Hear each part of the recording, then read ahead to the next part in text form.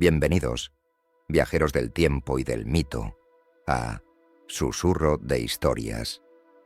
Soy Tomás, y hoy te guiaré por un relato que sigue vivo en la memoria de los siglos. ¿Te has preguntado alguna vez cómo un solo individuo pudo alterar el destino de Roma y, con ello, el curso de toda la civilización occidental? Si estás en busca de sabiduría, reflexión y descanso, este relato es para ti. Esta es la historia de Julio César, el hombre que cruzó fronteras inexploradas, conquistó tierras ignotas y desafió al propio Senado de Roma.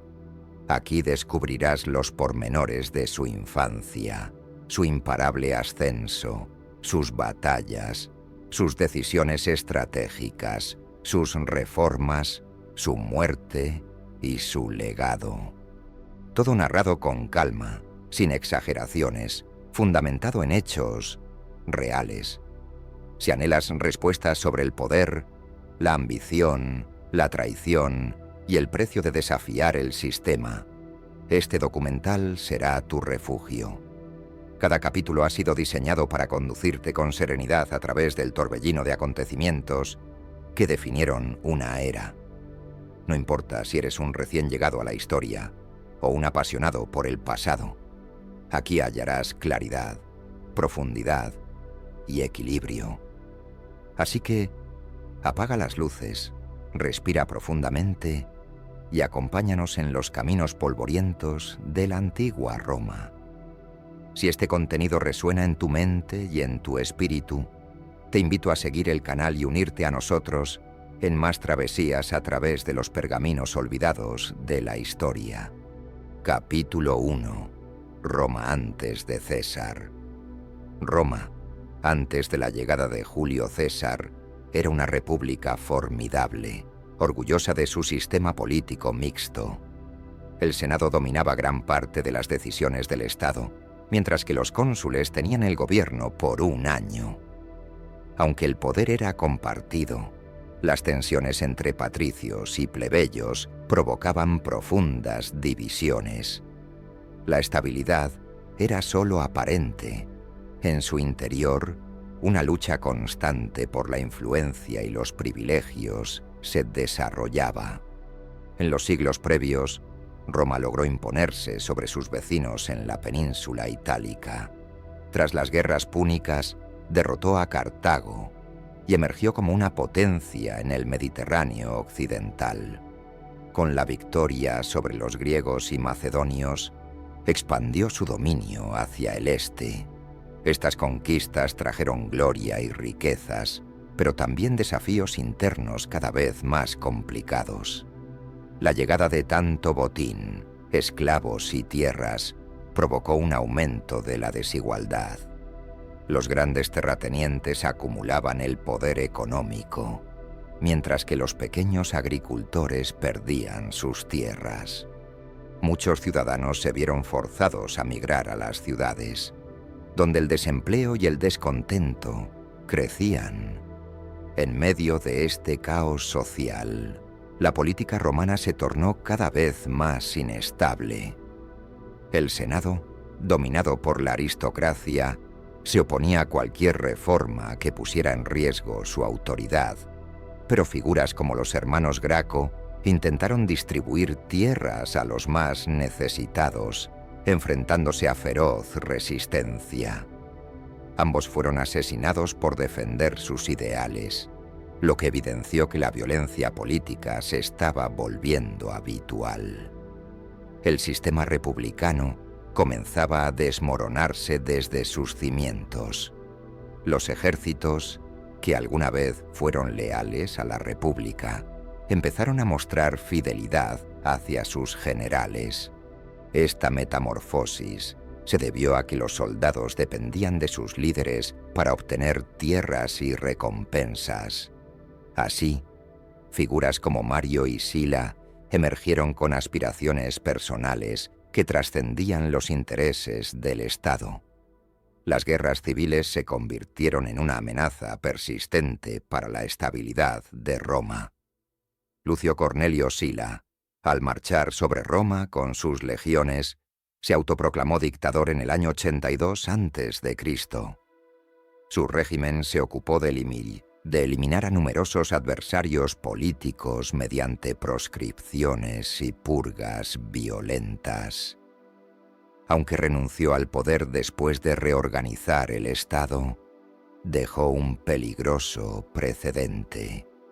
El uso de la fuerza para apoderarse del control se volvió una opción aceptada en la política romana. El sistema republicano permitía el acceso al poder a través del cursus honorum, una serie de cargos públicos jerárquicos. Sin embargo, este acceso estaba restringido por la riqueza, el estatus familiar y las conexiones sociales. Aquellos hombres ambiciosos sin respaldo aristocrático enfrentaban grandes dificultades para ascender. Esta rigidez generó frustración entre las clases emergentes y alimentó movimientos populistas. Los partidos políticos informales, conocidos como optimates y populares, dividían el panorama político. Los optimates defendían los intereses del Senado y de la élite tradicional, mientras que los populares buscaban apoyarse en las masas y en las asambleas para implementar reformas. Esta lucha ideológica fue el trasfondo de las décadas anteriores al ascenso de César. Por otro lado, Roma también hacía frente a amenazas externas en sus fronteras. En Hispania, África y el Este, surgieron rebeliones y enemigos que obligaban a constantes campañas militares. El ejército romano se encontraba desplegado por todo el Mediterráneo, lo que agotaba los recursos del Estado. La necesidad de un liderazgo eficaz y decidido se hacía cada vez más evidente. La ciudad de Roma crecía descontroladamente, llena de tensiones, pobreza y corrupción. Las calles eran escenario de disturbios, y bandas armadas conectadas a políticos rivales imponían el miedo. La violencia no era un suceso aislado, sino parte integral del juego del poder. El crimen, la manipulación del voto y los sobornos eran cotidianos. El papel de las mujeres en la sociedad romana era limitado, aunque algunas lograban ejercer cierta influencia desde la sombra.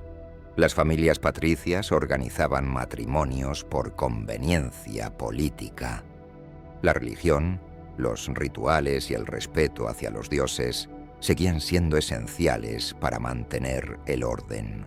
Sin embargo, incluso estas creencias empezaban a entrelazarse con supersticiones personales y prácticas extranjeras. La esclavitud era un pilar económico de Roma. Millones de esclavos laboraban en campos, minas, hogares y galeras, careciendo de derechos y esperanza de libertad. Estallaron algunas rebeliones, como la de Espartaco, que conmovió a la élite romana. El temor al desorden social provocaba que el Senado respondiera con una dureza extrema. El balance entre control y temor era delicado. La expansión territorial y económica también dio lugar a una élite cada vez más adinerada. El lujo, los banquetes y una vida de excesos se convirtieron en emblemas de estatus. Mientras tanto, el pueblo subsistía con raciones de trigo y se entretenía en los anfiteatros. El famoso pan y circo se utilizaba para distraer a la ciudadanía de las injusticias reales. Intelectualmente, Roma adoptaba la cultura griega como su paradigma. La filosofía, la retórica y el arte florecían en las clases acomodadas. No obstante, esta admiración no evitaba el desprecio hacia los pueblos conquistados. El orgullo romano se alimentaba del dominio militar y de la supuesta superioridad legal. La ciudadanía romana era un privilegio codiciado, no un derecho universal. La república continuaba su existencia, pero mostraba profundas grietas. La combinación de ambición personal, desigualdad económica y debilitamiento institucional, anticipaba un cambio inminente. Roma necesitaba una figura fuerte, capaz de reorganizar el sistema o destruirlo por completo. Fue en medio de este contexto de incertidumbre y decadencia donde emergió Julio César. No se alzó como un héroe predestinado, sino como un producto de su época. Heredó una ciudad quebrada, ambiciosa, cruel y gloriosa. Comprendió las reglas del juego mejor que nadie y supo cuándo romperlas. Su historia no comienza en el trono, sino en medio del caos. Capítulo 2. Los primeros pasos del joven Julio. Julio César nació en Roma el 13 de julio del año 100 antes de Cristo, en el seno de la gens Julia, una familia patricia de antiguo linaje, aunque de escaso poder en ese momento. Su madre, Aurelia, era una mujer culta y respetada. Por su parte, su padre, Cayo Julio César, ocupó cargos menores. Aunque no eran ricos, mantenían un orgullo aristocrático. Desde muy joven, Julio fue educado con disciplina y ambición. Su familia proclamaba descender de Iulo, hijo de Eneas, y por ende, de la diosa Venus. Esta creencia mitológica alimentó desde temprano su sentido del destino. Creció en un entorno donde el prestigio era tan importante como el poder real. La educación de César abarcó retórica, gramática, filosofía y derecho, fundamentales para cualquier ambicioso político. Su inteligencia destacaba incluso entre los más capacitadores. A los 16 años, perdió a su padre, lo que lo convirtió en el jefe de su familia a una edad temprana. Poco después, fue nombrado Flamen Dialis, un sacerdote de Júpiter, lo cual implicaba una vida estrictamente religiosa. Este cargo restringía su participación política y militar, pero fue impuesto por Sila, quien buscaba controlar su ascenso. Sin embargo, Julio ya demostraba determinación para desafiar tales imposiciones. En aquellos años turbulentos, la familia de su tía Julia estaba conectada con Cayo Mario, líder de los populares y enemigo de Sila. Debido a esta relación, Sila percibía a César como una potencial amenaza. Ordenó que se separara de Cornelia, quien era hija de un aliado de Mario, pero César se opuso rotundamente. Esta decisión casi le cuesta la vida, ya que fue incluido en las listas de proscripción. César tuvo que huir de Roma y se mantuvo oculto durante meses, cambiando de lugar constantemente para eludir a los sicarios de Sila. Contó con la protección de amigos y antiguos aliados de su padre. Finalmente, gracias a la intervención de influyentes intermediarios, Sila le concedió el perdón, pero advirtió: «En ese César hay muchos Marios». La advertencia era evidente. El joven poseía una ambición peligrosa y estaba libre de sus obligaciones sacerdotales. Julio se dirigió a Asia para desempeñarse como oficial en campañas militares. Durante la guerra contra los piratas en Sicilia, demostró valentía y habilidades estratégicas.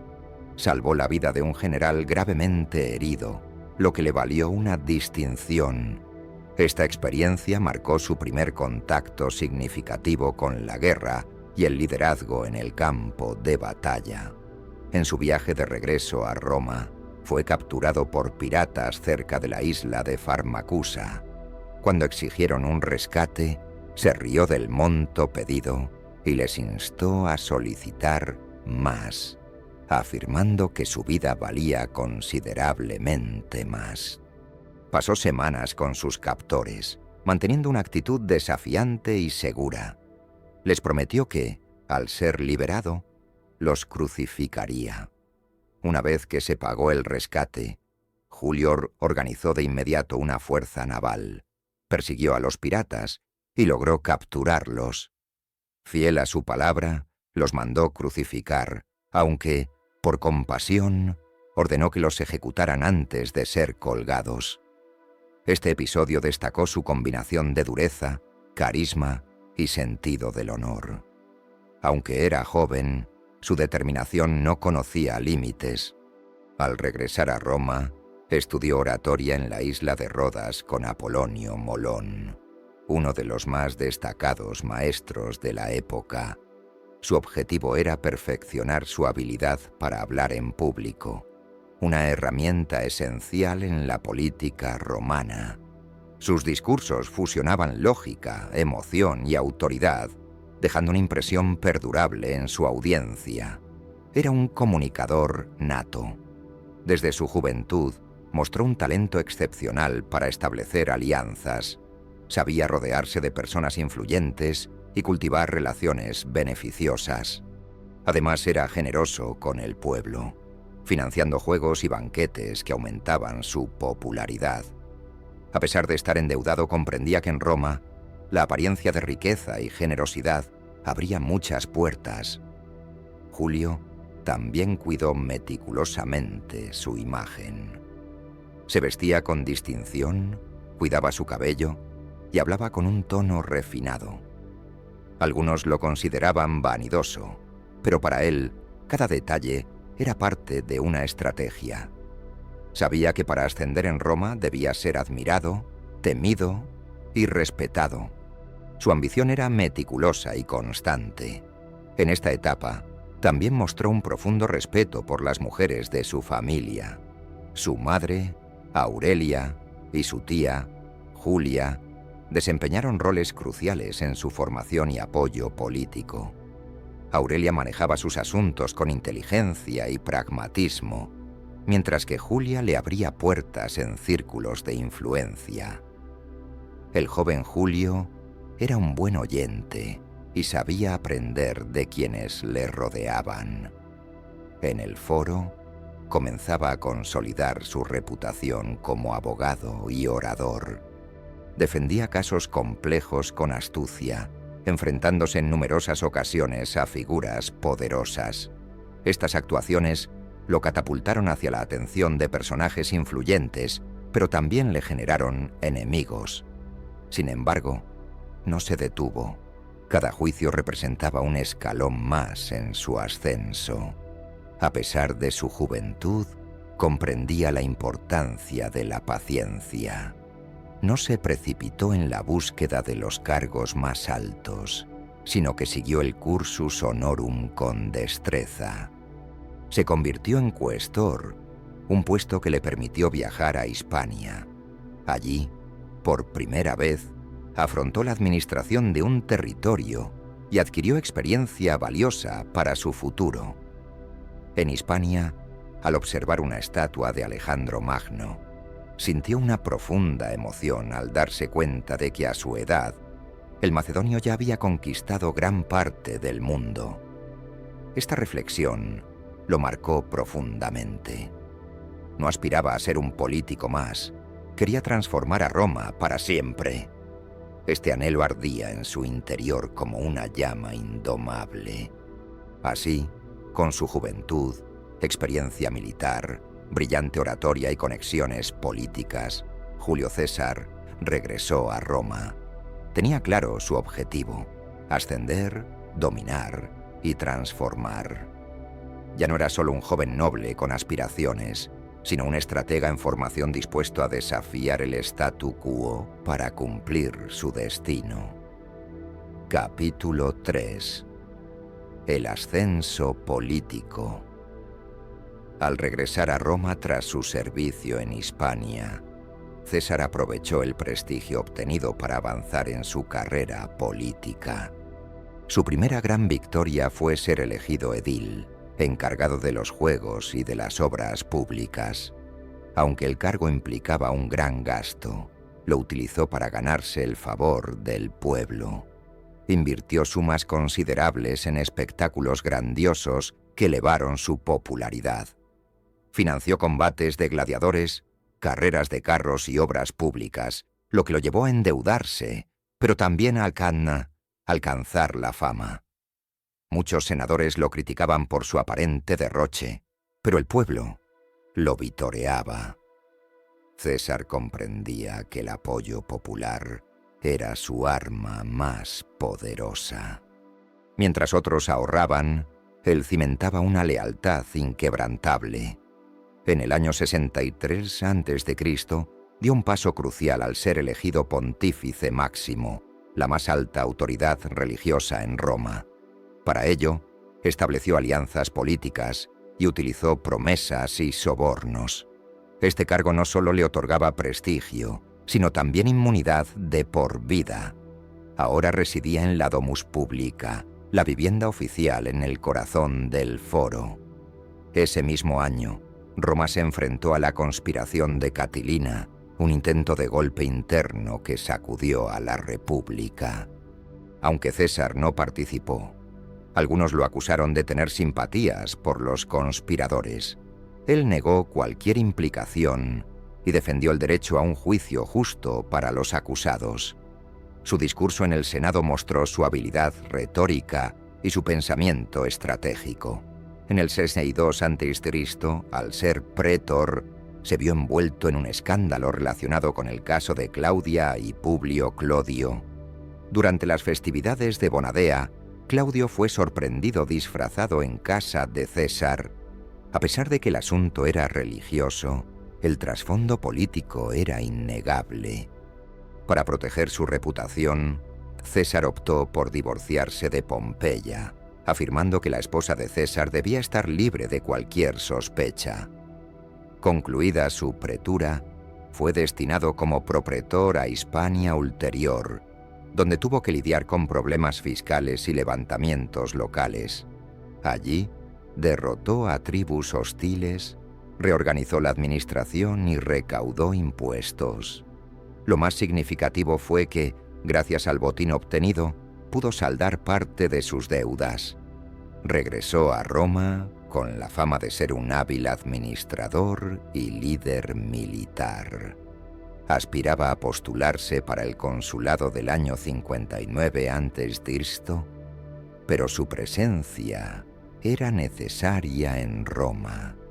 Sin embargo, la ley estipulaba que los candidatos debían estar presentes personalmente.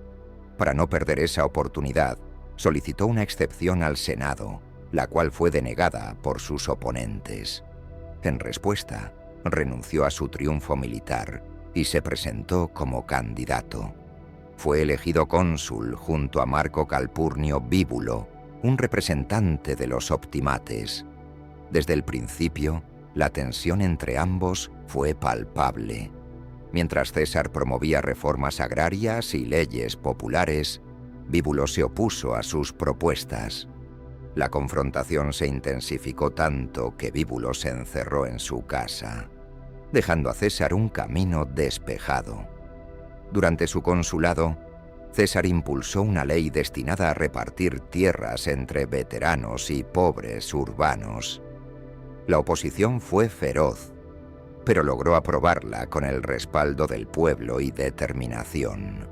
También favoreció a los aliados de Roma en cuestiones fiscales y legales. Con cada ley promulgada, su prestigio aumentaba y consolidaba su influencia. Para fortalecer su posición, César recurrió a una alianza secreta. Se unió a Pompeyo y Craso, dos de los hombres más poderosos de Roma. Pompeyo aportaba su prestigio militar, Craso su riqueza ilimitada y César su popularidad. Esta colaboración es conocida posteriormente como el primer triunvirato. Juntos controlaban la República sin necesidad de ocupar cargos formales. El acuerdo implicaba concesiones mutuas. César dirigiría leyes que beneficiarían a Pompeyo y Craso, a cambio de su apoyo en su carrera política y futura asignación provincial. Esta alianza, aunque informal, transformó el equilibrio de poder en Roma. Un senado debilitado observaba cómo tres hombres gobernaban desde las sombras. Tras su consulado, César fue nombrado procónsul de la Galia Cisalpina e Iliria por un periodo de 5 años. Gracias al apoyo de sus aliados, obtuvo poderes extraordinarios.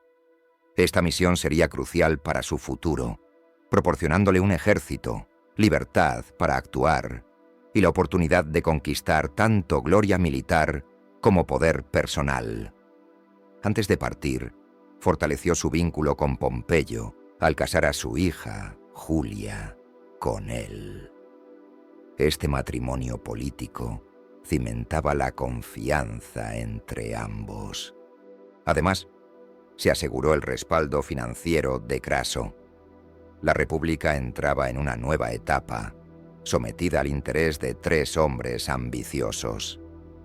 César había conseguido lo que pocos: derrotar al Senado, ganarse al pueblo y formar una alianza que lo posicionaba por encima de las instituciones. Su ascenso político no fue producto de la casualidad, sino fruto de su astucia, valentía y carisma. Ahora marchaba hacia un nuevo escenario: la guerra, el mando y la inmortalidad. Capítulo 4. El triunvirato y la alianza secreta. El primer triunvirato surgió en la penumbra, fuera del marco legal, como un acuerdo entre 3 ambiciones distintas. Julio César requería apoyo para avanzar en sus reformas y obtener una provincia clave. Pompeyo anhelaba que se validaran sus decisiones en Oriente y territorios para sus veteranos. Craso deseaba obtener favores fiscales para sus negocios y aumentar su influencia política. En el año 60 a.C., los 3 se reunieron en secreto, sellando el pacto con compromisos específicos. César promovería leyes que beneficiaran sus intereses mutuos. A cambio, Pompeyo y Craso asegurarían apoyo financiero y político para su carrera. Este pacto, aunque informal y oculto, adquirió más poder que cualquier institución oficial. César fortaleció la alianza con un movimiento estratégico. Ofreció a su hija, Julia, en matrimonio a Pompeyo. Este vínculo familiar se convirtió en una garantía de confianza. Aunque Craso no compartía la misma relación personal, su inmensa fortuna lo hacía indispensable. Juntos, controlaban el Senado, las leyes y el ejército. Durante su consulado, en el año 59 a.C., César impulsó leyes populares con el respaldo de sus aliados. Distribuyó tierras a los veteranos de Pompeyo y redujo los impuestos para los contratistas de Craso. El Senado trató de resistir, pero fue superado por la presión del pueblo y la fuerza política del triunvirato. Roma ya no obedecía a sus instituciones, sino a intereses privados. La oposición no tardó en aparecer. Cicerón, Catón y otros senadores denunciaron la amenaza que estos 3 hombres representaban, afirmando que la República estaba siendo secuestrada por ambiciones personales. Sin embargo, el pueblo respaldaba a César por sus políticas sociales y su cercanía. La autoridad tradicional se desvanecía frente a la popularidad de las calles. El triunvirato repartió el poder territorial como si fuesen los dueños de la República. A César le otorgaron el mando de la Galia e Iliria por 5 años. Pompeyo se quedó al frente de Hispania, aunque gobernaría desde Roma mediante delegados. Craso recibió Siria, rica y estratégica, preparando así una futura campaña militar. Cada uno se transformó en el señor de su propia región. Para consolidar el pacto, los 3 se reunieron en Luca en el año 56 a.C., acompañados por cientos de senadores. Allí renovaron su alianza, reafirmaron sus objetivos y coordinaron sus pasos a seguir. Fue una demostración de fuerza sin precedentes. Roma había perdido su equilibrio institucional y vivía bajo la voluntad de una alianza invisible. Durante algunos años, el triunvirato funcionó con relativa armonía. César expandía sus conquistas en la Galia, enviando informes gloriosos a Roma. Pompeyo mantenía la calma en la ciudad y vigilaba a sus rivales. Craso organizaba su expedición a Oriente, ansioso por alcanzar una gloria militar que lo equiparara con los otros dos. Sin embargo, las tensiones internas no tardaron en manifestarse. Julia, esposa de Pompeyo e hija de César, falleció en el año 54 a.C. durante el parto. Esta pérdida destruyó el lazo emocional entre ambos hombres. Poco después, en el 53 a.C., Craso inició su campaña contra los partos y fue derrotado en Carras. Fue capturado y ejecutado de manera brutal, poniendo fin al equilibrio que había entre ellos. Con la muerte de Craso y la ausencia de Julia, la alianza comenzó a desmoronarse. Pompeyo comenzó a acercarse a los optimates, sus antiguos adversarios, quienes ahora lo consideraban un mal menor en comparación con César. Roma, cada vez más dividida, se fraccionaba entre los seguidores de ambos. El Senado aprovechó la coyuntura para atacar a César desde el ámbito legal. Se planteó en el Senado si debía exigirse el regreso de César a Roma sin su ejército. Él, aún en la Galia, veía claramente la trampa. Volver sin tropas significaba estar vulnerable ante sus enemigos. Propuso que Pompeyo también renunciara a su comando para asegurar la equidad, pero la propuesta fue desestimada. El conflicto se volvía inevitable. Mientras tanto, Pompeyo concentraba poder. Fue nombrado cónsul único, una posición extraordinaria que le confería control total sobre Roma. Aunque trataba de presentarse como un defensor de la legalidad, actuaba como un dictador encubierto. César comprendió que su única alternativa era resistir o ser políticamente aniquilado. El ambiente político se tornó tenso y violento. Los aliados de César eran hostigados, sus reformas derogadas y sus seguidores perseguidos. En sus cartas desde la Galia, advertía sobre el peligro de una Roma regida por el miedo. A pesar de ello, el Senado insistía en que debía regresar como un ciudadano común. La guerra parecía acercarse cada vez más.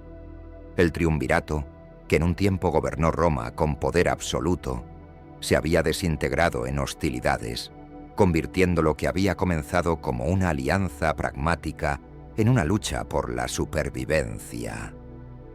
César, rodeado de enemigos, debía tomar una decisión que alteraría el destino de Roma. La República estaba al borde del abismo. Capítulo 5. Las conquistas en la Galia. En el año 58 a.C., Julio César asumió el control de la Galia Cisalpina y la Transalpina. Pronto encontró la excusa perfecta para intervenir militarmente. Los helvecios, una tribu celta, intentaban migrar hacia el oeste. César los interceptó en Bibracte, donde libró una batalla decisiva, derrotó al enemigo y los forzó a regresar a sus tierras. Este fue solo el inicio de una campaña que duraría casi una década. Aprovechando cada conflicto tribal, César amplió sus operaciones por toda la Galia. Intervenía como protector de aliados, pero con intenciones de conquista. Su estrategia combinaba diplomacia, rapidez y brutalidad calculada. Siempre justificaba sus acciones ante Roma como una defensa de sus intereses. En pocos años, logró someter a numerosas tribus, entre ellas los belgas, los nervios y los eburones. Cada victoria era documentada en sus informes, comentarios sobre la guerra de las Galias, redactados con un estilo sobrio y efectivo. Estas crónicas no solo servían para informar, sino que también moldeaban su imagen ante el Senado y la ciudadanía. Ya no era solo un político, se había convertido en un héroe militar. Uno de sus actos más audaces fue su expedición al norte, cruzando el Rin, donde César demostró que podía adentrarse en territorio germano, sembrando respeto y temor. Levantó un puente en un tiempo sorprendentemente breve. Lo cruzó, arrasó a sus enemigos y, posteriormente, lo destruyó. Fue una exhibición de poder y dominio técnico. Nadie en Roma había logrado algo similar, pero su ambición no se detuvo ahí. En el año 55 a.C., zarpó rumbo a Britania, más allá de los confines conocidos por los romanos. A pesar de las dificultades al desembarcar y de enfrentar una feroz resistencia, se vio obligado a retirarse.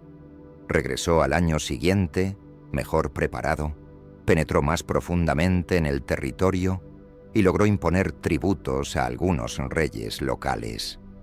Aunque su éxito fue más simbólico que efectivo, amplificó su gloria.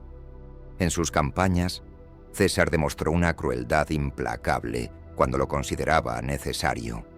Masacres, saqueos y esclavización eran parte de su estrategia para someter resistencias.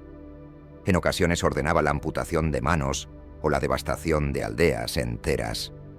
Era pragmático. Infundir terror aseguraba la obediencia. Al mismo tiempo, ofrecía protección y ciudadanía a aquellos que se rendían sin resistencia. Uno de sus mayores desafíos fue Vercingétorix, el jefe galo que logró unificar varias tribus para resistir a Roma. En el 52 a.C., Vercingétorix obtuvo una gran victoria contra César en Gergovia. Sin embargo, el general romano no se dio por vencido. Lo persiguió y lo sitió en Alesia, donde libró una de las batallas más célebres de la historia antigua. La victoria romana fue absoluta. En Alesia, César construyó 2 anillos de fortificaciones, uno para asediar la ciudad y otro para protegerse de los refuerzos enemigos. Fue un prodigio de la ingeniería militar.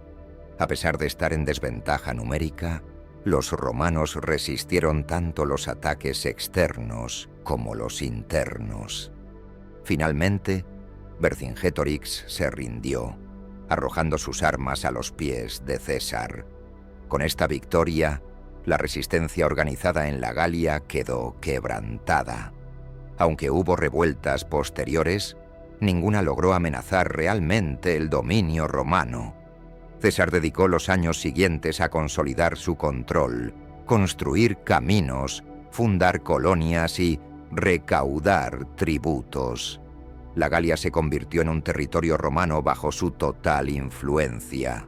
La conquista tuvo un costo humano inmenso. Se estima que más de 1 millón de galos murieron o fueron esclavizados. Pero en Roma, esos detalles eran ignorados o justificados. El Senado lo aclamaba con reticencia, mientras que sus enemigos temían su creciente popularidad. Sus soldados lo veneraban y él los recompensaba con oro, tierras y lealtad. Cada victoria alimentaba su poder político. Ya no era simplemente un cónsul retirado. Se había transformado en el comandante de un ejército formidable. Galia le brindó a César riqueza, prestigio y un grupo de hombres dispuestos a seguirlo hasta el final. No se sometían a Roma, sino a César. Él había edificado una estructura de poder paralela a la del Estado. A la vez, mantenía informada a Roma mediante cartas y discursos publicados para el público. Con destreza, controlaba la narrativa de sus campañas, exageraba los peligros, minimizaba las derrotas y ensalzaba sus logros. Su fama había crecido tanto que los jóvenes lo imitaban en su forma de vestir, hablar y caminar. Se había transformado en un ícono viviente. Los senadores temían que utilizara su ejército para influir en la política romana. Eran conscientes de que no era un simple general. Su ambición, inteligencia y carisma lo convertían en una amenaza más peligrosa que cualquier enemigo externo. Intentaron restringir su poder negándole la reelección y ordenándole que regresara sin sus tropas. Pero ya era demasiado tarde para detener su avance. Durante la campaña, César se enfrentó a motines y deserciones, pero logró resolverlos con firmeza y empatía. En lugar de imponer castigos severos, ofrecía discursos y perdón a quienes se reintegraban a la obediencia. Sabía que la moral de sus tropas era su mayor tesoro.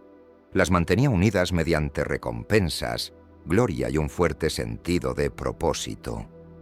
La Galia, conquistada a sangre y fuego, transformó a César de político astuto en una figura legendaria.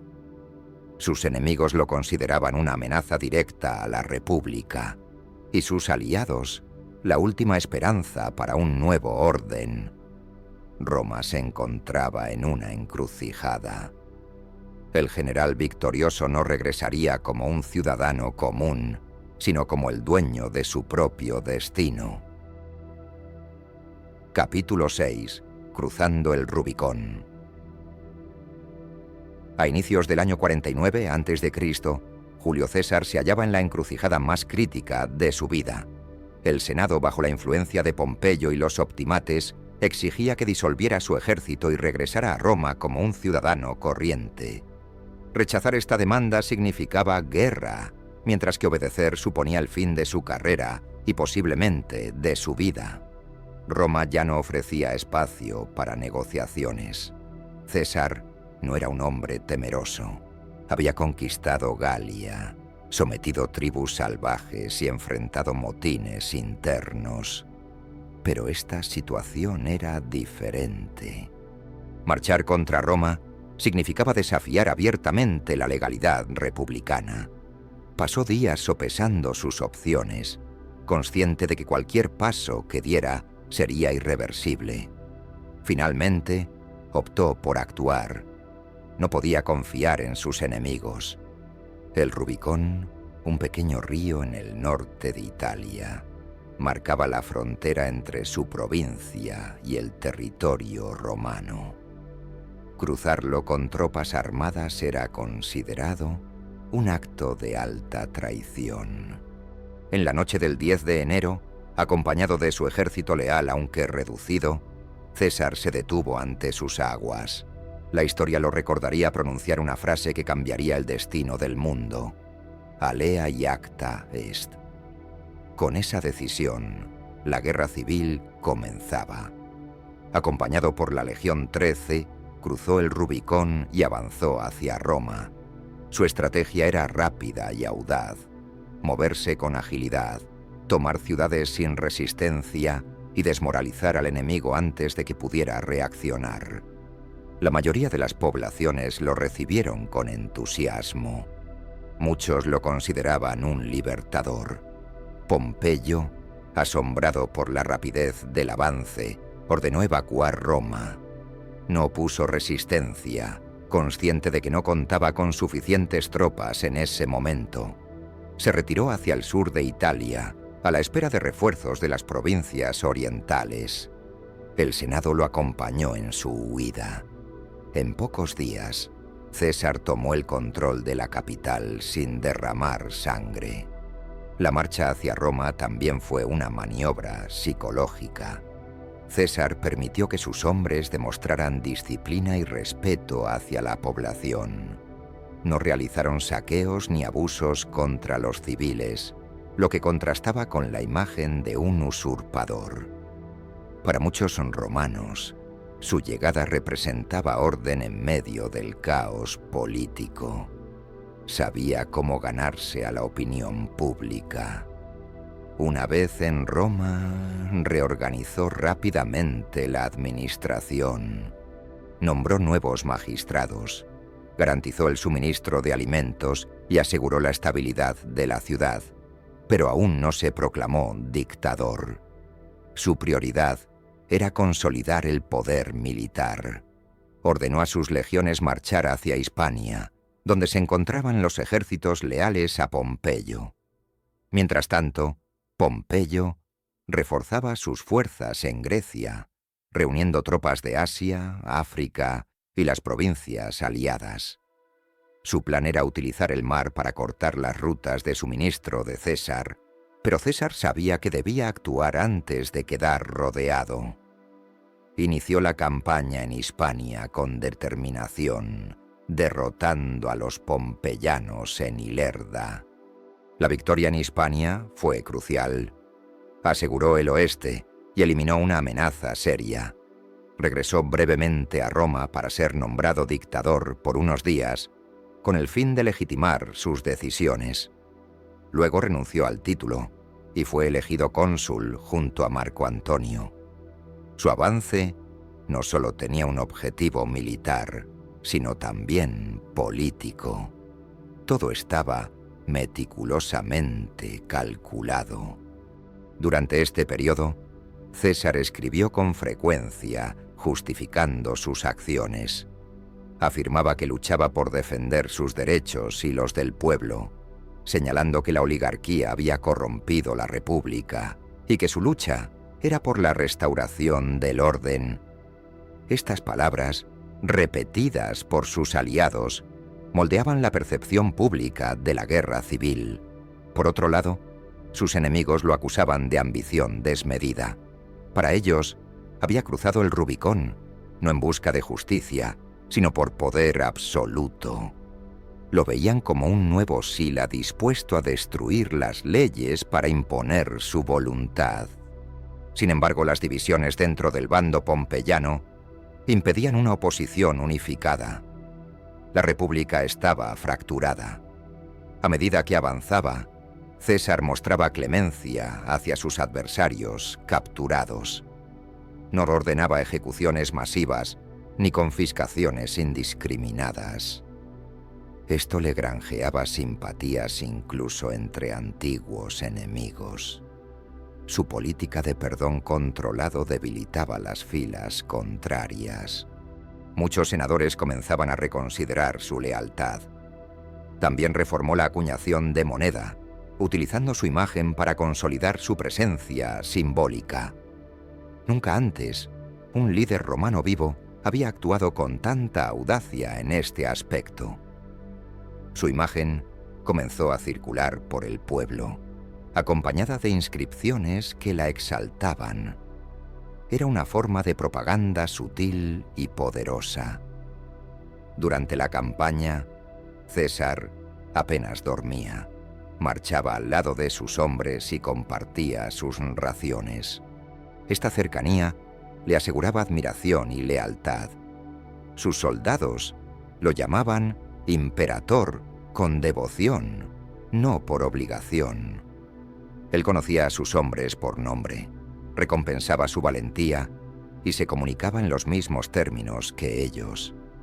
El vínculo que establecieron era profundo e inquebrantable. El cruce del Rubicón representó mucho más que un simple acto militar. Era el símbolo del colapso de la república tradicional. Constituyó el primer paso hacia una nueva era, en la que la autoridad no residía en el Senado, sino en la voluntad de un hombre con visión, espada y el apoyo del pueblo. César no retrocedería, jamás. Capítulo 7. La Guerra Civil. La guerra civil entre César y Pompeyo fue uno de los conflictos más decisivos en la historia de Roma. Tras cruzar el Rubicón, César avanzó rápidamente y con astucia, forzando a Pompeyo a abandonar Roma. Sin embargo, el verdadero enfrentamiento no tendría lugar en Italia, sino en el mundo mediterráneo. Cada paso que daban estaba cargado de tensión política y militar. Pompeyo había reunido un potente ejército en Grecia, respaldado por el Senado, nobles y aliados de Roma. Él controlaba la flota, tenía más recursos y, en teoría, contaba con la legitimidad institucional. Por su parte, César contaba con la lealtad de sus veteranos, el prestigio de sus anteriores victorias y una estrategia ofensiva. Ambos eran conscientes de que el choque era inevitable. En el año 41 a.C., César cruzó el Adriático con parte de sus fuerzas, dejando a Marco Antonio con el resto. La travesía fue peligrosa, ya que la flota de Pompeyo dominaba el mar, pero logró desembarcar cerca de Dirraquio. Aunque se encontraba en desventaja numérica, estableció campamentos y líneas defensivas para contener a Pompeyo. El asedio en Dirraquio se prolongó y fue muy tenso. Pompeyo trató de cortar los suministros de César y atacar sus líneas. En un momento, logró romper parte del cerco y forzó a César a retirarse, lo que constituyó una de sus escasas derrotas.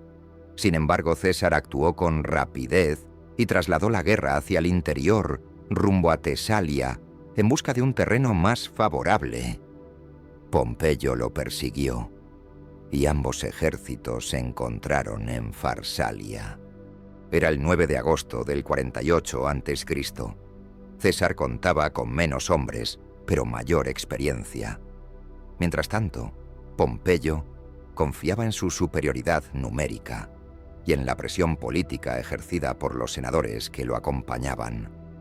Antes de la batalla, César se dirigió a sus tropas con palabras elocuentes y conmovedoras. La batalla de Farsalia fue una obra maestra táctica de César. Ocultó una reserva de caballería detrás de su línea central, lo cual fue determinante para contrarrestar el ataque de la caballería de Pompeyo. El flanco derecho de Pompeyo colapsó. Sus tropas se desorganizaron y fueron finalmente derrotadas. El campamento de Pompeyo fue capturado. Pompeyo huyó del campo de batalla disfrazado y con el rostro cubierto. Se embarcó rumbo a Egipto en busca de asilo político, pero allí le esperaba la traición. El joven faraón Ptolomeo, deseoso de complacer a César, dio la orden de asesinarlo. Al llegar a la orilla, fue apuñalado y su cabeza fue enviada como tributo al vencedor. Cuando César arribó a Egipto, recibió la noticia con pesar y furia. A pesar de ser un adversario, Pompeyo era su yerno y un antiguo aliado. Despreció la brutal ejecución, considerándola un acto de cobardía. En lugar de agradecer a Ptolomeo, se involucró en la política egipcia, apoyando a Cleopatra en su lucha por el trono. Así se inició un nuevo capítulo en su vida. Durante su tiempo en Alejandría, César enfrentó una revuelta por parte de las fuerzas del faraón. Fue sitiado en el Palacio Real, pero logró resistir gracias a los refuerzos que llegaron desde Asia Menor. Después de meses de conflicto, derrotó al ejército egipcio. Ptolomeo pereció ahogado en el Nilo y Cleopatra fue proclamada reina, estableciendo una alianza con Roma. César y Cleopatra comenzaron una relación que causó gran escándalo en Roma. Juntos tuvieron un hijo, Cesarión. Aunque César no lo reconoció oficialmente, lo trató como su heredero en privado. Permaneció en Egipto durante varios meses, lo que sus enemigos interpretaron como un signo de debilidad. Sin embargo, él solo estaba consolidando su poder desde el este. Después de Egipto, César se dirigió a Asia Menor para enfrentarse al rey Farnaces II del Ponto, hijo de Mitrídates. En solo 5 días lo derrotó en la batalla de Cela, enviando al Senado un mensaje que quedaría grabado en la historia: Veni, vidi, viti. Luego regresó brevemente a Roma antes de partir hacia África, donde quedaban los últimos focos de resistencia. En África, los partidarios de Pompeyo se habían reorganizado con el apoyo de Juba I, rey de Numidia. César desembarcó en Túnez y libró la sangrienta batalla de Tapso en el 46 a.C. Fue una victoria rotunda.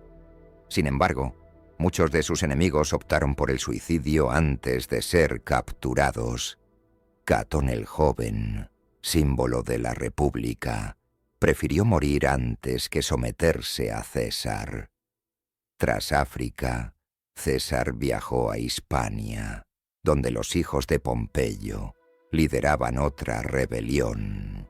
En Munda, en el 45 a.C., tuvo lugar una de las batallas más duras de su carrera.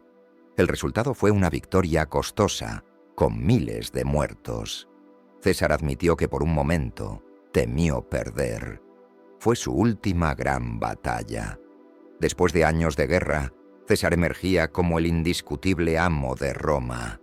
Había derrotado a todos sus enemigos, desde Pompeyo hasta los últimos seguidores de este. La guerra civil no solo había arrasado el Senado, sino que también había transformado la República en una mera sombra sin poder real. César ya no tenía rivales. Capítulo 8. El dictador de Roma. Tras la victoria en Munda, Julio César regresó a Roma en el 45 a.C., como el único hombre con verdadero poder. El Senado, debilitado y dividido, no pudo resistir su autoridad. Fue nombrado dictador por 10 años y más tarde declarado dictador perpetuo. A partir de ese momento, Roma vivió bajo el gobierno de un solo hombre. César estableció su residencia en el Foro, rodeado de símbolos de su poder. Celebró un gran triunfo con desfiles, banquetes y juegos que se extendieron durante semanas. Exhibió prisioneros galos, tesoros saqueados y la representación de Egipto como parte de su botín. Era una demostración de grandeza, calculada para reafirmar su posición ante el pueblo. A pesar de que se proclamaba defensor de la República, César concentró todos los poderes en sus manos. Nombraba cónsules, reorganizaba el Senado y decidía sobre cuestiones de guerra y paz. Se rodeó de hombres leales, muchos de los cuales carecían de experiencia previa, lo que provocó resentimiento entre los viejos aristócratas. Para garantizar la estabilidad, reformó el calendario romano con la colaboración del astrónomo Sosígenes de Alejandría. Así nació el calendario juliano, que constaba de 365 días y un año bisiesto cada 4. Esta reforma corrigió décadas de confusión y se convirtió en una de sus contribuciones más perdurables, utilizándose en Europa durante más de 1000 años. También reformó las leyes de ciudadanía y colonización, fundando nuevas colonias para otorgar tierras a los veteranos y aliviar la presión sobre Roma. Muchos antiguos soldados fueron enviados a Hispania, Galia y África, donde establecieron ciudades que aún perduran. Era una estrategia para consolidar su legado en todos los territorios. César mostró tolerancia religiosa y respeto por las tradiciones, aunque también implementó cambios simbólicos profundos. Su imagen apareció en monedas, estatuas y altares. El Senado le otorgó el derecho a vestir púrpura, ocupar una silla de marfil y llevar una corona de laurel perpetua. Se acercaba al estatus de rey. El título de dictador perpetuo generó inquietud. Desde la expulsión de los tarquinos, la palabra rey era tabú en Roma. César evitaba usarla, aunque sus actos lo acercaban cada vez más a la monarquía. Aceptó honores excesivos y permitía que el pueblo lo aclamara como padre de la patria. La República se encontraba en un lento ocaso. Su forma de gobierno combinaba eficacia con control absoluto instituyó reformas económicas, mejoró la administración de justicia y limitó la corrupción provincial. Sin embargo, su poder personal eclipsaba cualquier forma de deliberación democrática. El Senado solo confirmaba sus decisiones, convirtiéndose en un órgano decorativo. César mantenía contacto directo con el pueblo a través de espectáculos y generosas distribuciones de grano. También ampliaba la ciudadanía a comunidades leales y promovía obras públicas. Mandó construir la Basílica Julia, el Foro de César y varios templos. Embelleció Roma para presentarse como el restaurador de su antigua gloria. Uno de sus objetivos era convertir Roma en la capital de un imperio bien administrado. Tenía planes para campañas contra los partos, reformas tributarias más justas y una reorganización del censo. Pensaba a largo plazo, como si fuera inmortal. Sin embargo, muchos senadores temían que se convirtiera en un monarca hereditario. La relación con el Senado se tornó tensa, a pesar de su clemencia inicial. César despreciaba las formalidades, tomaba decisiones sin consultar y ofendía a los antiguos patricios. Durante varias sesiones públicas, ignoró intencionadamente las costumbres establecidas. Su seguridad era solo aparente, ya que su entorno estaba repleto de amenazas ocultas. A pesar de su poder, no era invulnerable.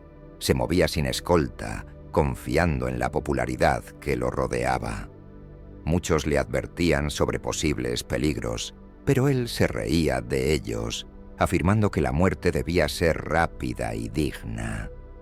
Tenía la personalidad de un hombre que no temía al destino. Su ambición era tan inmensa como su desprecio por el riesgo. En este periodo, fortaleció su relación con Cleopatra, quien residía en Roma junto a su hijo, Cesarión.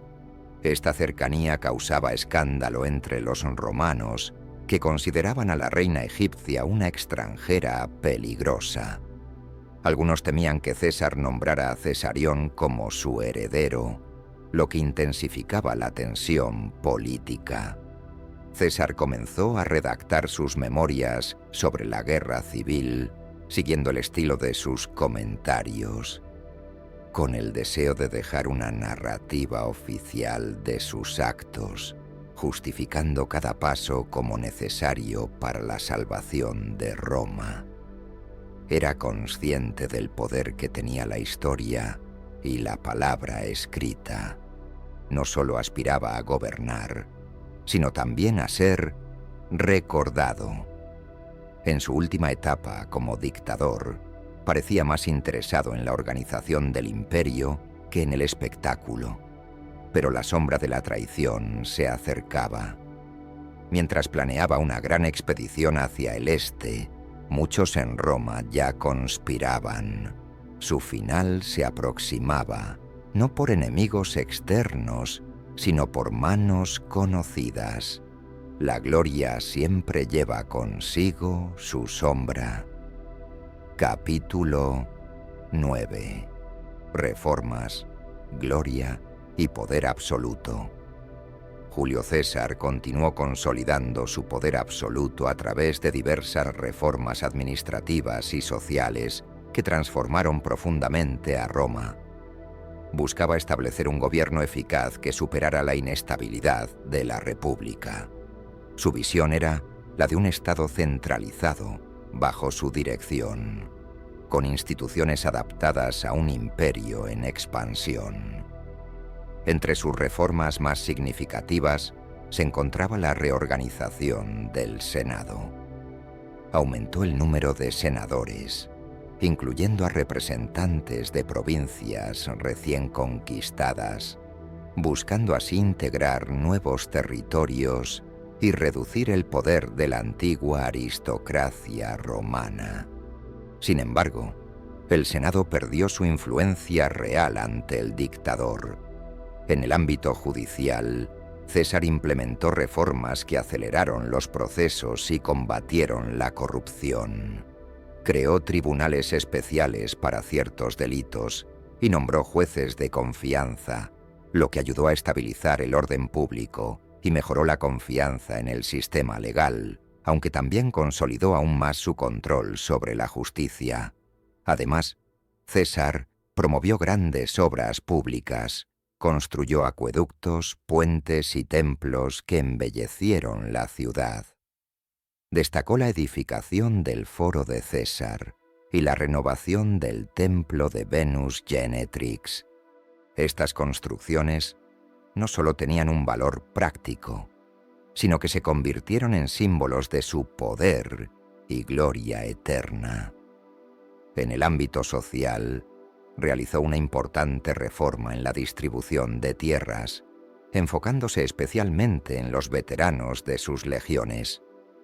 Su objetivo era minimizar el descontento social y prevenir levantamientos causados por la falta de recursos. Estas medidas cultivaron lealtad entre sus soldados y garantizaron la estabilidad en las provincias donde se establecieron colonias romanas. Por otro lado, en el terreno religioso, fortaleció la figura del pontífice máximo, un cargo que asumió personalmente, uniendo así religión y política. Este rol le confería un aura sagrada y control sobre los rituales estatales, combinando el poder terrenal con la legitimidad divina y de esta manera aumentando su autoridad ante el pueblo romano. César también abordó reformas económicas, introdujo medidas para mejorar la recaudación de impuestos y reguló la deuda pública, estableció límites a la usura y se esforzó por proteger a los ciudadanos más vulnerables. Estas acciones tuvieron un efecto positivo en la economía, al tiempo que reforzaron su imagen como un defensor del pueblo. Su política exterior reflejaba ambiciones imperiales, proyectaba nuevas campañas en Partia y Germania para expandir las fronteras de Roma. Aunque su asesinato impidió que estas campañas se llevaran a cabo, sus intenciones evidenciaban su visión de Roma como una potencia mundial bajo su mando, con un control territorial sin precedentes. En el ámbito cultural, César promovió las letras y las artes, apoyando a poetas y escritores y fomentando la difusión del conocimiento. Se mostró interesado personalmente por la historia y la literatura, dejando escritos que hoy son esenciales en la historiografía romana. Su legado cultural fue extenso. Su gloria se reflejaba en la omnipresencia de su imagen en monedas, estatuas y relieves. Era la primera vez que un líder romano en vida promovía tan abiertamente su culto personal, lo que generaba tanto admiración como temor, consolidando un tipo de culto en torno a su figura que roza lo divino. A pesar de su poder, César nunca dejó de ser el líder militar que supervisaba personalmente las legiones, manteniendo la disciplina y el adiestramiento. Sus tropas lo respetaban y lo admiraban intensamente. Su habilidad para fusionar el mando político con la autoridad militar fue crucial para preservar su hegemonía. En Roma, el pueblo lo aclamaba durante festivales y juegos públicos, siendo honrado como un salvador. Ofrecía pan y espectáculos, ganando así la lealtad de la gente. Sin embargo, estas celebraciones provocaban desconfianza entre la clase senatorial, que veía en César a un monarca disfrazado de líder republicano. Los senadores, cada vez más aislados, conspiraban en secreto para frenar lo que consideraban un régimen tiránico. César, confiado en su poder y popularidad, ignoraba estas señales. Sus últimos días estuvieron marcados por una política tensa, donde la lealtad y la traición se entrelazaban de manera peligrosa. En lo personal, mantenía una imagen pública controlada, pero su vida privada alimentaba rumores y controversias. Su relación con Cleopatra continuaba siendo un tema escandaloso para los romanos más conservadores. Esta combinación de admiración y resentimiento alimentaba la conspiración que finalmente se formaría. La acumulación de poder absoluto y la eliminación de rivales no le aseguraron la seguridad. En Roma, el temor a un cambio de régimen, a una monarquía encubierta, crecía día tras día. César había transformado a Roma, pero también había sembrado las semillas de su propia caída. Capítulo 10. La conspiración en las sombras. La creciente concentración de poder en manos de Julio César generó un ambiente de temor y resentimiento en amplios sectores de la élite romana. Muchos senadores estaban convencidos de que el dictador estaba destruyendo la república para instaurar una monarquía. En secreto, comenzaron a trazar planes para detenerlo antes de que fuera demasiado tarde. Entre los conspiradores destacaban figuras como Cayo Casio Longino y Marco Junio Bruto, ambos con lazos personales y políticos con César. Bruto, en particular, tenía una relación ambivalente con él, ya que se decía que César lo consideraba casi como a un hijo. Esta traición estaba marcada por motivos personales y políticos profundos. Los conspiradores se reunían en secreto, temerosos de ser descubiertos por los agentes de César. Utilizaban una discreción absoluta y símbolos codificados para comunicarse. Su objetivo era claro: asesinar al dictador antes de que consolidara su poder de forma irreversible. Cada uno de ellos creía que actuaba en defensa de Roma. El 15 de marzo del año 44 a.C., conocido como los Idus de Marzo, se convocó una sesión del Senado en el Teatro de Pompeyo. César, ignorando las advertencias recibidas, asistió confiado. Creía que sus enemigos habían sido sometidos y que podía transitar entre ellos sin temor. No sabía que su destino estaba sellado para ese día. Durante la sesión, los senadores comenzaron a rodearlo con sus togas. En un instante, Casio se acercó y le propinó la primera puñalada. La sorpresa y la violencia fueron brutales y rápidas. César intentó defenderse, pero fue superado en número. Se dice que recibió hasta 23 puñaladas antes de caer mortalmente herido. Fue un acto despiadado. La escena se tornó caótica y dramática. Algunos senadores gritaban que estaban salvando la república, mientras otros huían horrorizados. El cuerpo de César quedó tendido en el suelo, bañado en sangre. En el momento de su muerte, el destino de Roma cambió para siempre. La democracia tal como la conocían se desvaneció. Tras el asesinato, los conspiradores intentaron justificar su acción mediante discursos públicos. Argumentaron que César había usurpado el poder y que ellos defendían la libertad de Roma. Sin embargo, la población, que lo amaba por sus reformas y generosidad, reaccionó con sorpresa y confusión. Muchos lloraron la muerte del líder. Marco Antonio, un cercano aliado y amigo personal de César, pronunció un famoso discurso fúnebre que alteró la opinión pública. Con su habilidad retórica, despertó el dolor y la indignación del pueblo. La multitud se alzó contra los asesinos, desatando disturbios en Roma y provocando una inmediata crisis política. La muerte de César no logró restablecer la república, como aspiraban los conspiradores. En cambio, dio inicio a una etapa de caos, luchas internas y guerras civiles. Los vacíos de poder Las ambiciones individuales y la fricción entre partidarios y detractores definieron los años venideros. La estabilidad parecía un sueño lejano. Bruto y Casio huyeron de Roma, preparándose para desafiar a los seguidores de César. Juntos, formaron el llamado ejército republicano, que se enfrentaría a Marco Antonio y Octavio en la guerra que determinaría el futuro de Roma.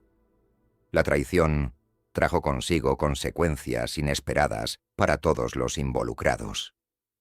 Mientras tanto, la figura de César comenzó a transformarse en un símbolo de poder y ambición.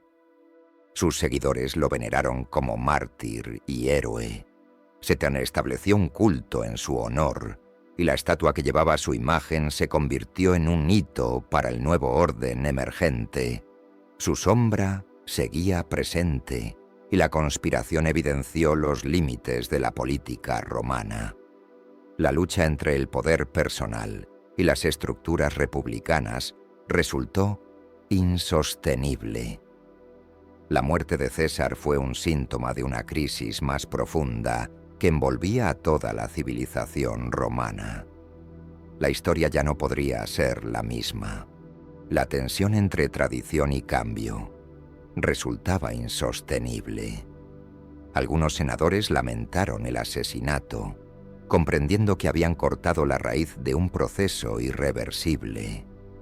Otros pensaron que habían salvado a Roma, pero la realidad era que estaban inaugurando un nuevo ciclo de conflictos. En resumen, la conspiración fue un acto desesperado, lleno de paradojas y consecuencias dramáticas.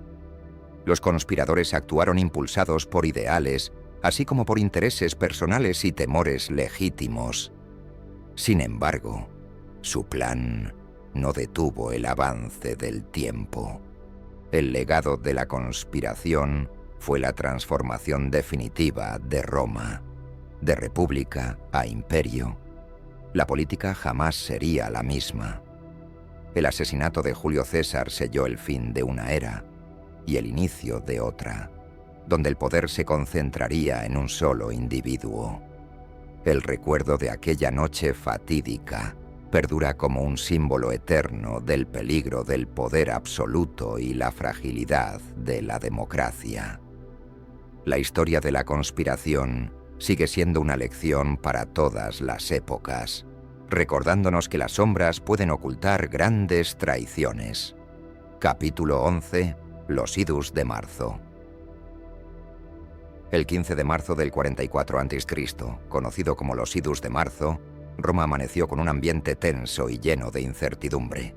Ese día estaba programada la sesión del Senado en el Teatro de Pompeyo, donde Julio César acudiría sin sospechar que su destino estaba sellado. La ciudad parecía respirar una mezcla de temor y expectativa. Los conspiradores habían planeado el asesinato con meticulosidad. Casio y Marco Junio Bruto, líderes de la conspiración, se ubicaron estratégicamente en el Senado para llevar a cabo su ataque.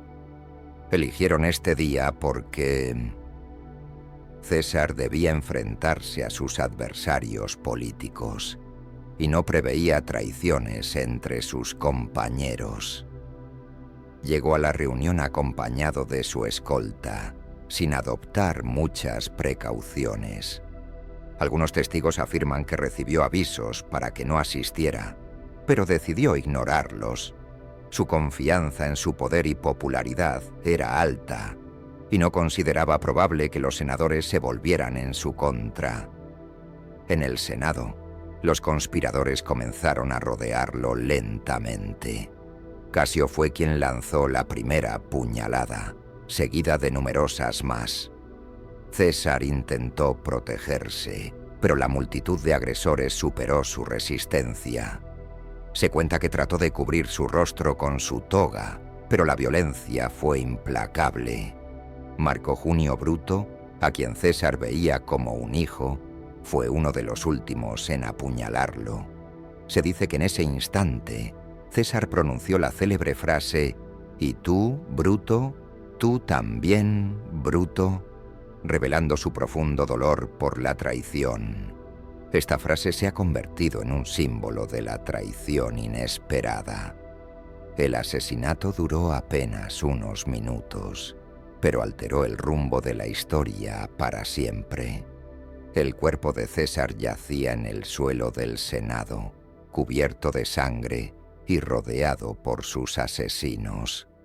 Su caída simbolizó la muerte de la República y el inicio de una era de transformaciones violentas.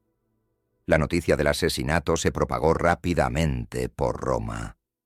La población, que había apoyado a César, reaccionó con alarma y temor.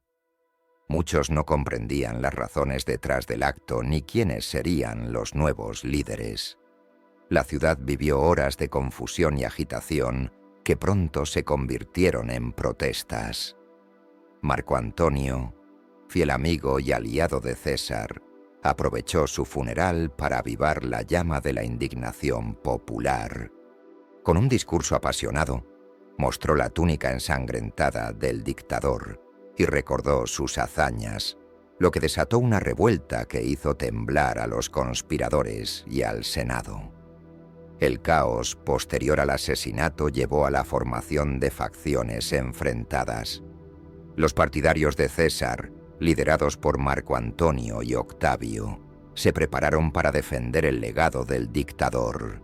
Mientras tanto, los asesinos tuvieron que buscar refugio y organizar su defensa en un clima de creciente violencia. La lucha por el poder se intensificó rápidamente. Roma ya no podía sostener la ilusión de una república unida.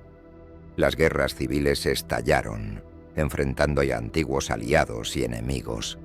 La inestabilidad política y social marcó los años venideros, con profundas consecuencias para todo el Mediterráneo. En el Senado, muchos lamentaron que la muerte de César no condujera a la anhelada paz. La ruptura entre las facciones se profundizó y la violencia aumentó. La conspiración, en lugar de salvar a Roma, aceleró su transformación hacia un nuevo modelo de gobierno. Los idus de marzo quedaron grabados en la memoria colectiva como una fecha trágica y determinante. Representan la fragilidad de la confianza y el peligro de la ambición desmedida.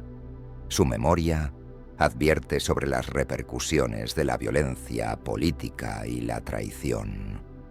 El asesinato de César también sirvió como un trampolín para que Octavio, su heredero adoptivo, se convirtiera en la figura central del poder. Este joven logró consolidar la autoridad y metamorfosear a Roma en un imperio bajo su liderazgo, cerrando así el ciclo que empezó con la muerte del dictador. Los idus de marzo continúan siendo analizados como un acontecimiento clave en la historia universal. Su efecto en la política, la cultura y el arte es inconmensurable. Simbolizan la caída de un régimen y el surgimiento de otro, reflejando la complejidad de la naturaleza humana y el concepto de poder. En última instancia, este capítulo nos recuerda que los grandes cambios históricos suelen ocurrir en momentos de violencia y traición, y que la historia no olvida a quienes marcan esos instantes con su destino. Los idus de marzo marcaron el final de un hombre y el inicio de una nueva era para Roma. Capítulo 12. El legado de Julio César. El legado de Julio César trascendió mucho más allá de su existencia y de la República que influyó profundamente. A pesar de su asesinato, sus reformas y conquistas establecieron las bases para el futuro imperio romano. Su influencia fue tanto en el ámbito político como en el cultural y militar, transformando la historia de manera irreversible. Una de las herencias más significativas fue la centralización del poder. César debilitó el sistema republicano clásico, que se sustentaba en un senado potente, para instaurar un liderazgo personal con autoridad directa. Esta transformación allanó el camino hacia un régimen imperial bajo su sucesor. Sus victorias militares, especialmente en la Galia, ampliaron considerablemente el territorio romano, incorporando nuevas regiones y pueblos al dominio de Roma. Esto no solo incrementó el poder económico, sino que también extendió la influencia cultural y social romana en Europa occidental. En el ámbito administrativo, César impulsó reformas que modernizaron la gestión estatal. Estableció un sistema de distribución de tierras para veteranos, reorganizó las provincias y mejoró la recaudación fiscal. Estas medidas contribuyeron a estabilizar a Roma y a integrar sus territorios bajo una misma estructura.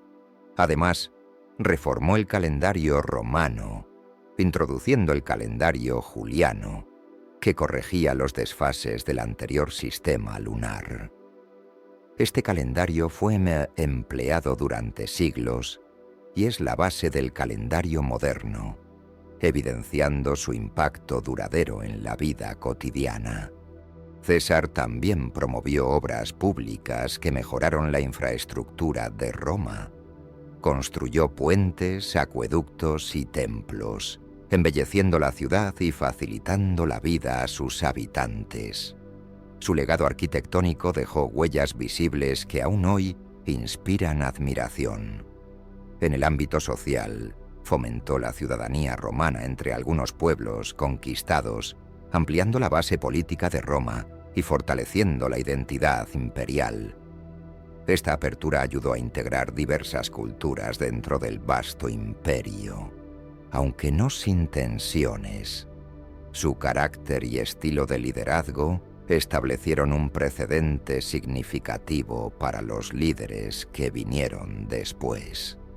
César unió carisma e inteligencia y una visión estratégica que le permitió adelantarse a sus oponentes, dejando una huella indeleble en la política romana.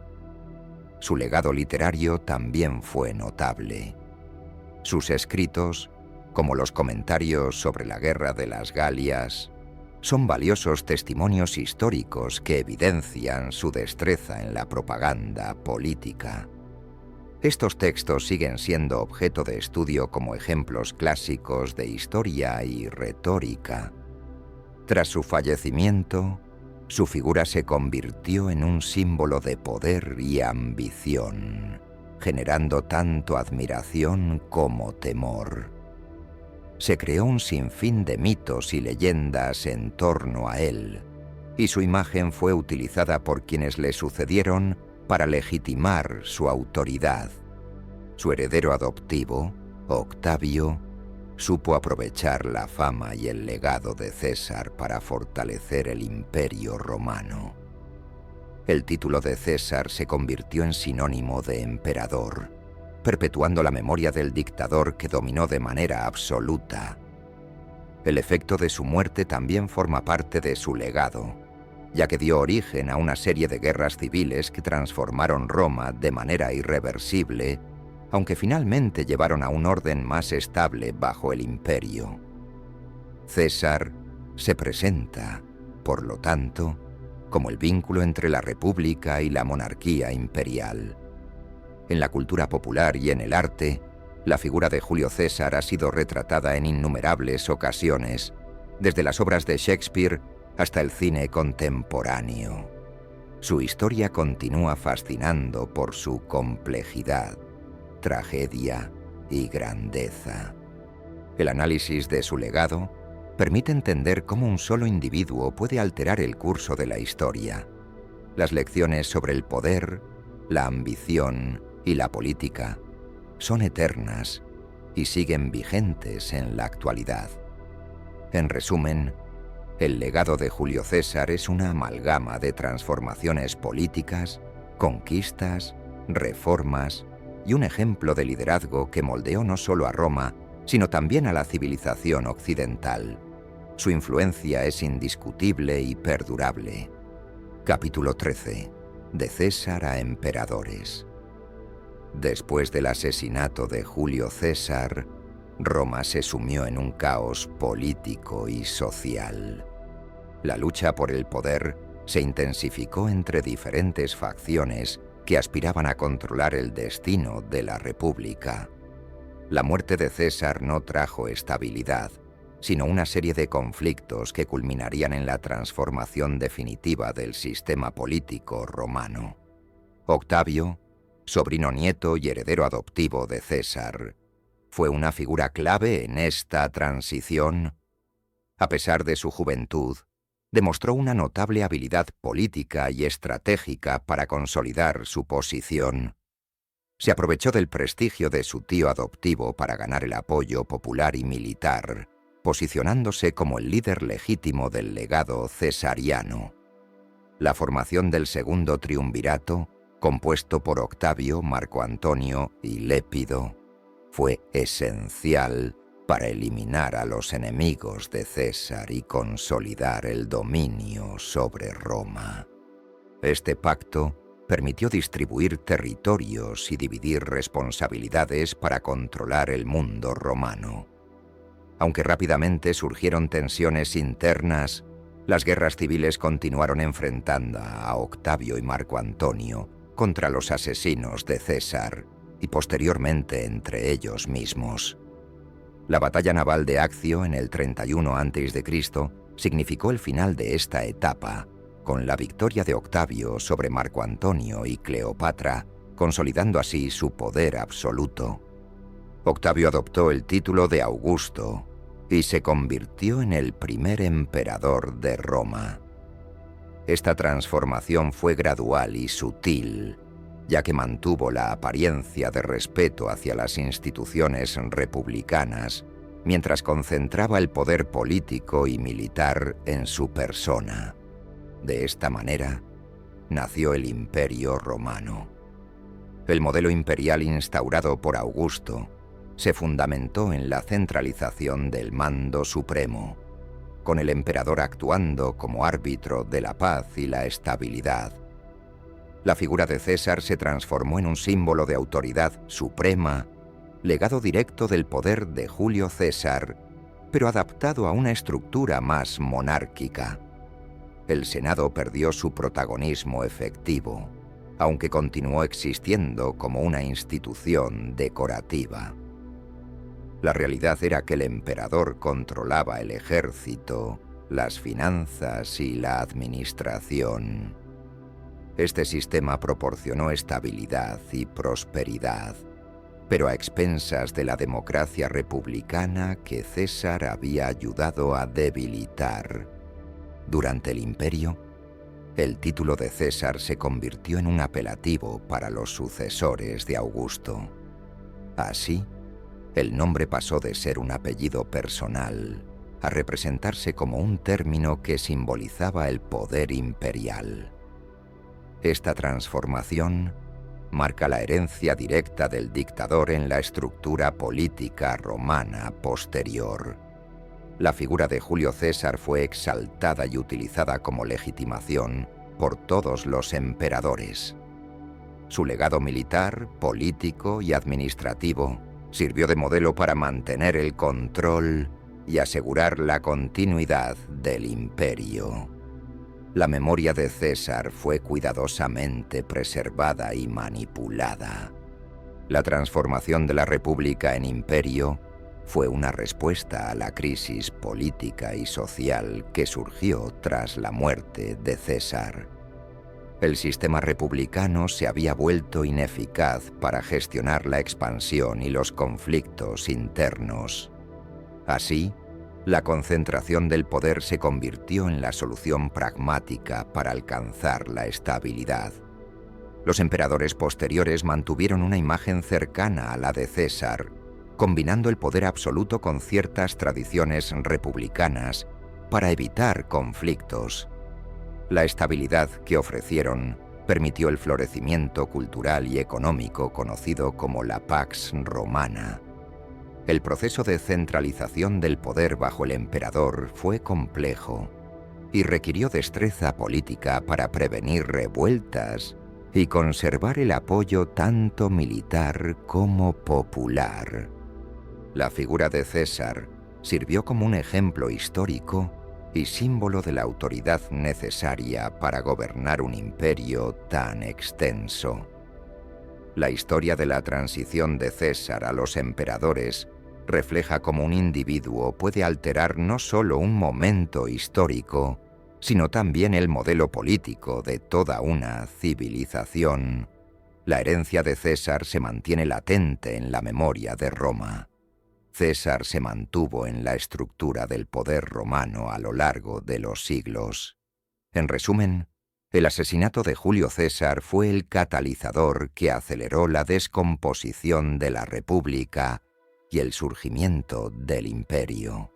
Su legado fue aprovechado y expandido por sus sucesores, quienes afianzaron un sistema político que dejó una huella en la historia del mundo occidental.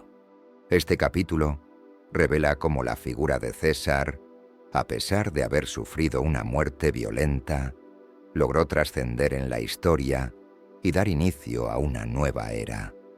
La influencia de su vida y obra se hace evidente en la formación del imperio y en la memoria colectiva de la humanidad. Capítulo 14. Curiosidades de una vida eterna. Julio César fue un personaje lleno de sorprendentes detalles que han fascinado a historiadores y curiosos durante siglos. Su vida, aunque breve, estuvo marcada por eventos cotidianos y anécdotas que reflejan su carácter multifacético y su época.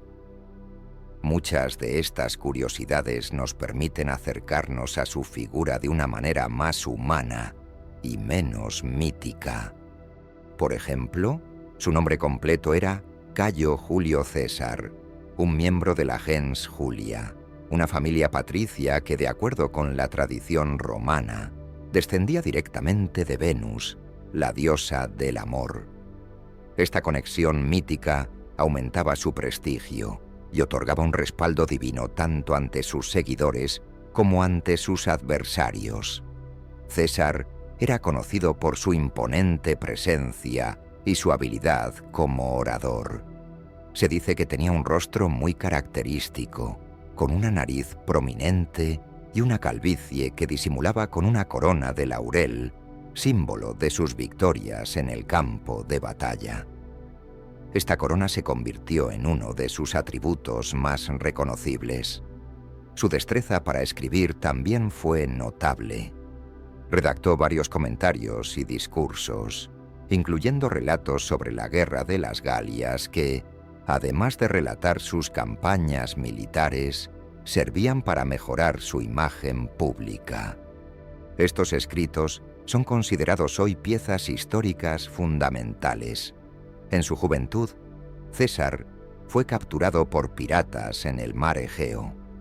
Durante su cautiverio, mantuvo una actitud desafiante, incluso prometiendo a sus captores que los perseguiría una vez liberado.